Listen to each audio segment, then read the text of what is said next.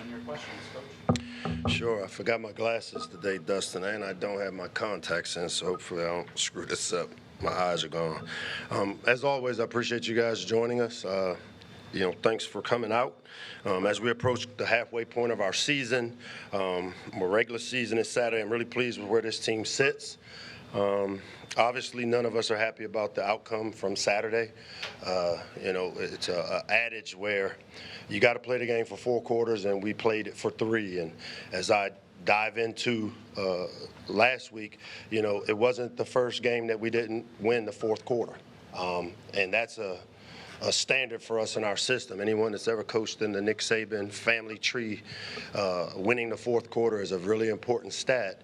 And going into that game, we were tied in the 4th quarter, meaning we hadn't finished many games the way I'd like to see us finish even when we did win. And because of it, there's an old adage, it gets us when it gets us, and it got us on Saturday with us not finishing and winning the 4th quarter, which is paramount of championship teams. Winning the 4th quarter represents finishing strong, head-butting the finish. All these are standards for us, and so we'll work really hard this week to emphasize the way we finish and expect us to do a better job like we've done in all the other areas we've had to make these corrections. We've had 8 freshmen basically play starter reps. As they reach and get to this halfway point, we're no longer an inexperienced team. I can't stand up here and keep using the word inexperienced with some of these guys because they've played starter reps for almost a half a season. And so our expectation rises with them with each and every game. I expect us to use some of the frustration we have with the things that we can control that we didn't control. We'll get that corrected against a really good Nebraska team that I got a lot of respect for. You look at the job Matt Rule has done. He's flipped that roster, turned around their program, a lot more athletic team, a lot more length than they maybe have had there in the last couple of years. They got a big-time quarterback and do a really good job in all 3 phases. I've known Matt for a long time. Went to college with his first cousin, Craig Sponsky, who was a really close friend of mine, and I really have a lot of respect for Matt and the work that he's done as a coach.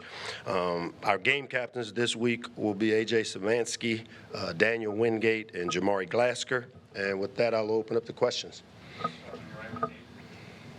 Mike, coming off of last Saturday's game, how do you walk the tightrope between using it as the best teaching tool without it being a haunting hangover for you guys this Saturday? Yeah, haunting hangover, I'll keep telling you guys, we'll be defined by what we do now. Like, once the game is over, we QC it, which quality control it. We figure out what we did well, what we didn't, and then we move to the next one. So last week's game should not and will not have any impact on this week's game and how we prepare because of the way we prepare. Nebraska leads the Big Ten in defending the pass. What kind of things do you see on the tape, and how is that going to present a challenge to you guys this Saturday? They also are probably a team that gives up a little bit of stuff in the run game. That's the other side of it. They're great pass defense. When we study people, we try to figure out what they do well and what they don't do well. I would say that based on what we are scouting of these guys, he's a good coach. So the things they don't do well, play to run some. We got to do a better job ourselves of running the football. We've got some talented skill on the outside. Our guys have to make the plays that are there to be made, and I expect us to do that. And so this week, I think we're a team that will match up evenly with this Nebraska team. They're super talented. Like I said, their quarterback is a guy that we've got to do a really good job of trying to affect. They've got great skill in the backfield, as they've always had. And then, like you said, the defensive backfield, a lot of it can be attributed to the pass rush. The McCullough kid that we saw and faced as a freshman at Indiana has now gone over to Nebraska, and he's a guy that shows up all over tape that we've got to do a great job of keeping our quarterback healthy. But they also do a great job of playing man coverage, middle field closed coverages, and we've got to find a way to beat man coverage and create some separation when we get the opportunity. And Mike, kind of what have you seen from the players the last couple of days to kind of give you confidence in knowing that they're motivated to regroup, and then how do you keep one loss from turning into a losing streak? Yeah, again, we'll be defined by what we do in the present. Last week's loss will have no bearing on what we do this week. I mean, it's just the way it works, Gene, and I know that you guys like to loop things together, but last week is over. We have to make the corrections that we will make. We'll make the coaching corrections that we need to make. We turned the page on last week just like we do every play. We got to get to the next play. We get to the next game. We're there now. This is, as having it on Tuesday makes it a little tough for me because I digested it a day ago after we finished with our team, and we've turned the page on it. So I don't expect it to have any bearing on this week. I expect us to prepare like we have. I thought we prepared well a week ago. We just didn't finish. Hey, Coach, back here. What's up, big man? Hey, man. So, we've talked about the fact that you have a young group and they are very mature, right? Just wanted to know kind of what have you liked from them as far as how you guys have moved forward from such a tough loss last Saturday? Well, I think probably the most impressive thing was to see my freshman quarterback, the way he ended his press conference. I think that showed who we are and what kind of team we have. The way Malik, as a young guy, I think kind of wanted to leave you guys with some things, and I thought that was impressive. That shows maturity. I think when you see a guy like Sidney Stewart and his reaction to being thrown out of the game and how he responded with his teammates, when you see a guy like number 6 who had a tough day at the office stand in front of his team yesterday and own his stuff and apologize to his team that, hey, you know what? I lost my stuff and it affected us. That tells me these are the things y'all don't get to see and you don't write about. And hopefully me telling you these things will allow you to be a little more positive about it with these guys. But we got a good little team, and I'm gonna rock with them. We're good. Can you talk about Malik's leadership abilities, kind of ahead of the curve when he comes to here? Yeah, I mean, leadership, as I define it, is being able to have a positive impact on people. And from the day I've met Malik Washington, he's done that. He's one of those guys as a 9th, 10th grader or a star quarterback at Archbishop Spalding that's doing when they bring 9th graders up to see the school. He's the guy that's taking care of a 9th grader to show him what a great place Spalding was for him. And so those type of leadership traits are something that he's displayed very early. I always say leadership doesn't have to have a time stamp on it, meaning you don't have to be here 4 years and been through wars to be able to have a positive impact on others. And he's done that really early, not just on our program, but on Terpsville and on our supporters and fans. How do you compare him to all the other quarterbacks you've coached here at Merrill? As he likes to say, he's different. They each are. I hate comparing my kids. I've got kids at home, and they all have their strengths and weaknesses. He's different, and they all are, just like all of our kids are. So talented, like some of the ones we've had here. I mean, we've got I think the all-time leading passer in the history of the Big Ten came out of this program. So he's different. If I were to just say what's the difference between them, he's a little different than the ones I've had. Hey, Coach. Just play calling wise, what is your philosophy to close out games and chew clock? Get first downs.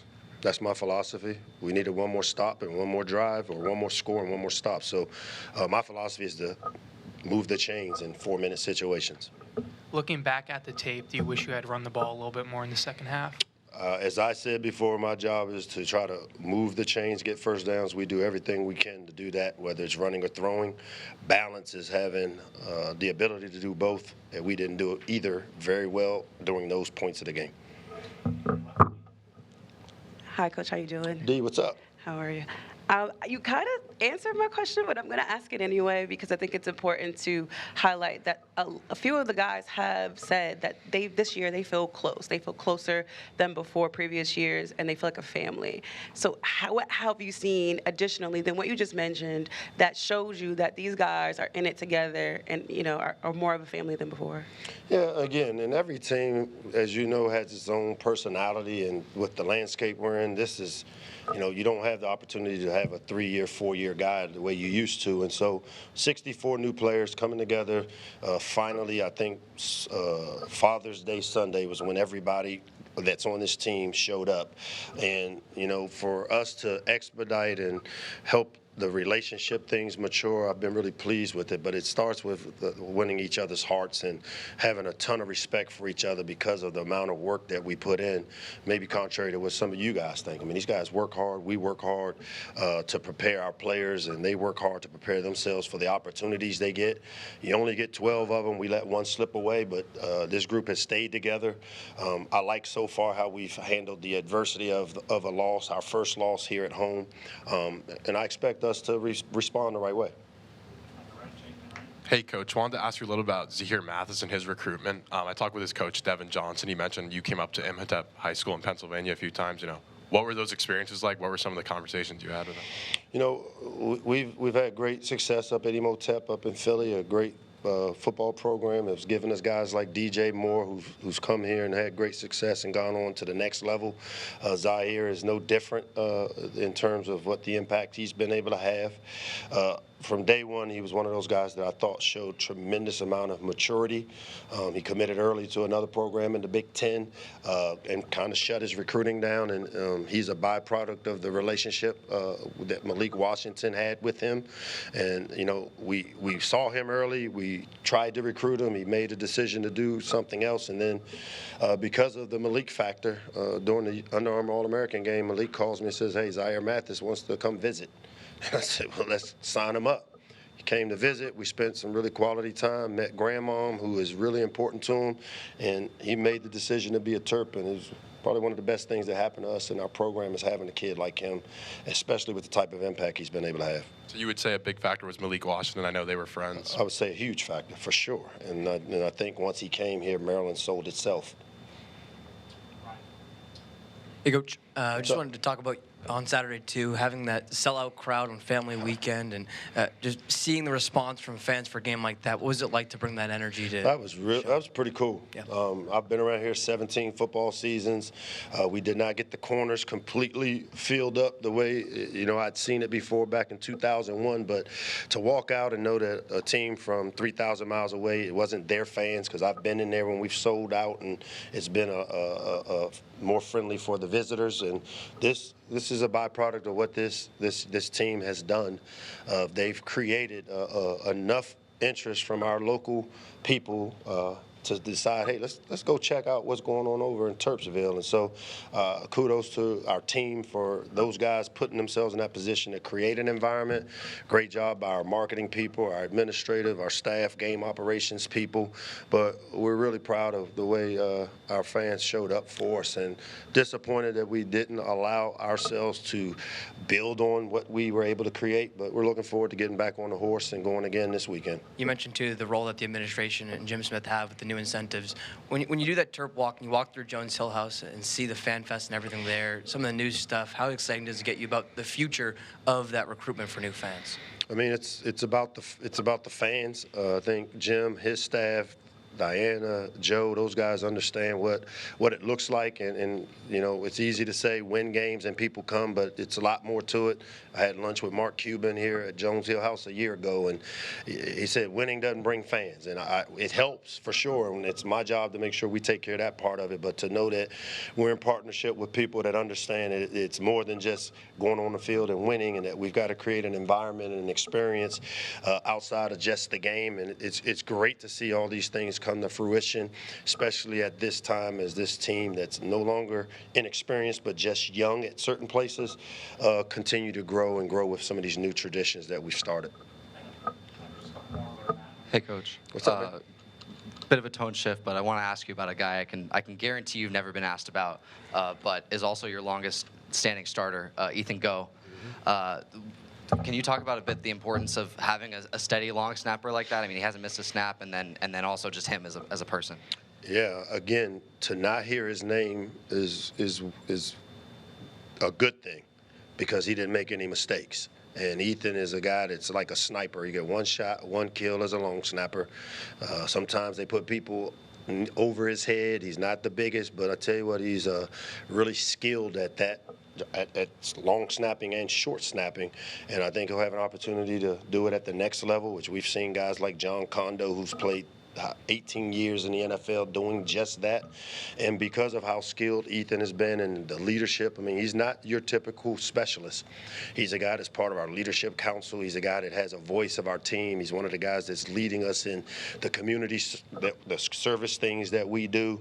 A DeMatha grad that has really represented not just DeMatha, but a guy that's from Southern Maryland and really takes pride in playing here for the flagship university. And because his name hasn't been called, he's done a tremendous job through 4 years. Hey, Coach, over here. You guys have only allowed 10 points in first halves, but you mentioned obviously you haven't won, a bunch of fourth quarters this season. That number is 57 points in second halves allowed.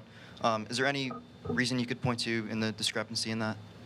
I mean, again, in some games we are up ahead and we decide to develop younger players, and that's part of the growing curve of playing younger players. When you have the opportunity to play them and the expectation is the standards shouldn't drop. And so when you had inexperienced players playing, mistakes happen, lessons, things to learn from. The big one for me, though, is winning the fourth quarter as much as the second half, because we've won the middle eight. And I don't know if you guys know what the middle eight is. I've explained it before, but we do pretty well in the middle eight, which is before the half and right after a half. And, the one thing that, as I said, is a staple of our program is winning the fourth quarter, because it represents a killer instinct. It represents the finish. And we tied the fourth quarter going into this game. And so, winning sometimes masks some of these things. And you know what? It got us when it got us this weekend in the fourth quarter. We found ourselves in a tight game. Their players, number 12, their quarterback, number 2, they made plays that were there to be made in critical situations, and we didn't. And so to me, that's where me as a coach, my job now is to figure out, let's get the fourth quarter finish fixed. It's a big part of what we do, and it's been a big emphasis for us thus far during our prep for Nebraska.